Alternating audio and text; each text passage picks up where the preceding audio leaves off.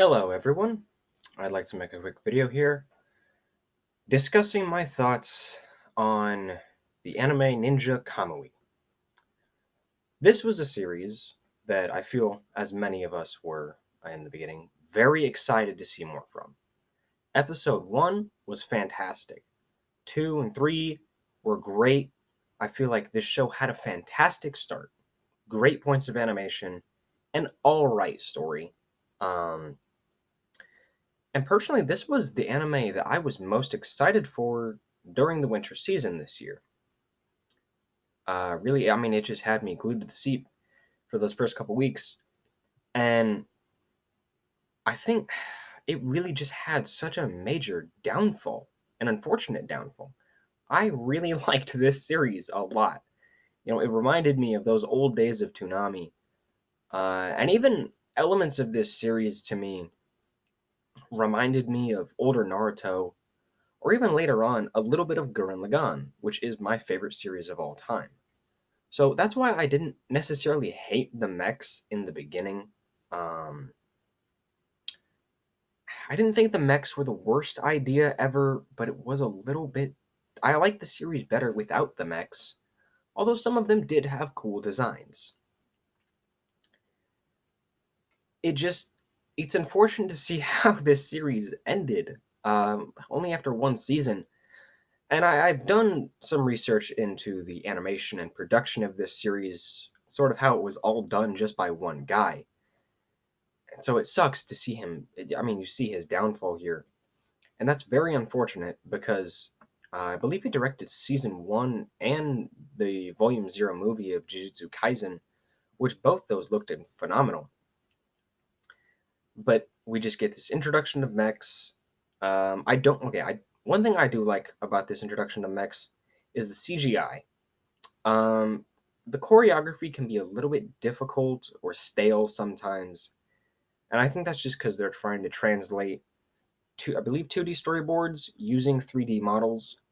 But the CGI of these mechs actually looks pretty good, and some of these fight sequences that occur, I like a lot. Like I really like it, and I think this is an example of how maybe not with live action or not live action, but realistic characters. CG anime doesn't quite work. I had some issues with the Dorohedoro anime, but like mech suits and mech fights in CG, I think this anime is a good gateway to showing that CG fights between robots or mechs can be done pretty well and look pretty good. Of course, I did like the animation earlier on. One point I did really like was actually when Zai and Higan are fighting and then both of their mechs break, which I feel like both their mechs broke, so then I don't understand how they got them back. There's a lot of issues at the end I'm going to talk about. There's a lot of issues with how this season ended. And then they go back to like hand to hand. It's a 2D fight. It doesn't look as good as the earlier stuff, but it was exciting to see this fight be wrapped up using 2D hand to hand choreography and animation. Um, but this, but like there's so many plot holes or just things that don't make sense with this. For example, Yamaji. His backstory amounts to like a 15-second clip in the final episode. He has two eyes for some reason. He can pretty much use the Force from Star Wars. That's not explained because his secret art ninja technique seems to be something similar to like Kyoka Soigetsu or even just really Genjutsu from Naruto. But like it's just wacky. That's not explained. There's other things like Higan's technique is supposedly has to deal with like the senses of his human body reaching their maximum potential. How the heck does he have smoke, like this black smoke in early episodes, and uses six arms? It just doesn't make sense. There's so many underexplored and underexplained things. And then there's stuff like Dilly. As each of these mech fights occurred, I knew Dilly was going to be last, and I wanted to see a lot from her because she was interesting. I liked her design a lot. But her fight with Yamaji ends in like 12 seconds. She gets like two actual motions of action in her mech suit, and then she dies. That was very underwhelming. Um, and like just the stuff involving Zai. While I do like elements of the stuff involving Zai, and I was very excited to see Zai's character explored throughout this season, I feel like Zai's whole thing in the finale was weird or underexplored, underdeveloped, underexplained. His character mentality felt so off the walls back and forth. And ultimately, I really. Zai was quite a letdown. Most things in this series were a letdown, actually. And it's hard for me to say that because I really liked this series. And I did not hate it when the mechs showed up. I think the mechs had potential.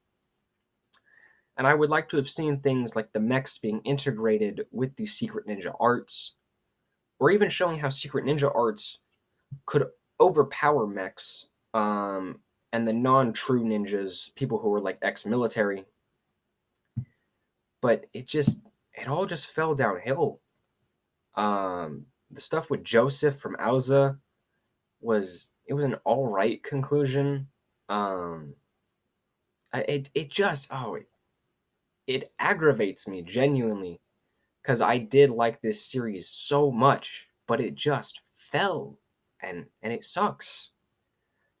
Um, it's it's rough. The ending was rough. See, and there's even parts of this ending that I liked. Higan versus Yamaji, it was not terrible. I like some of the choreography there. And then even getting to see Higan versus Zai and Yamaji, that was interesting.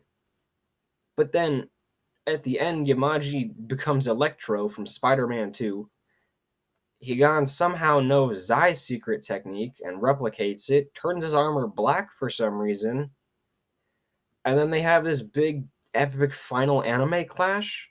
And then who are the other ninjas that like show up to defeat the mech robots in the White House?